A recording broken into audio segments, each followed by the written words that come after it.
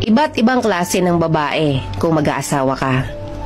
Kapag nag-asawa ka ng babaeng independent at business-minded, accept the fact na hindi niya maaasikaso ang bahay nyo 24/7.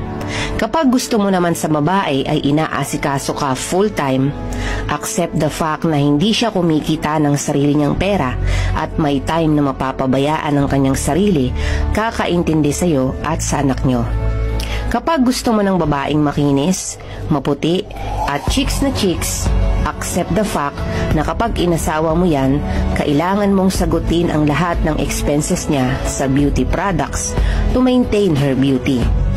Kapag gusto mo ng babae na hindi ka bubungangaan, make sure na itatrato mo siya ng tama at tutulungan sa mga gawain.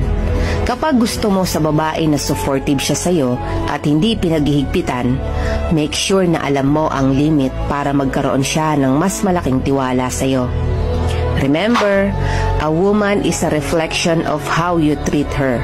Kaya hanggat maaari, babaan ang expectations sa isang babae. Dahil walang taong perpekto,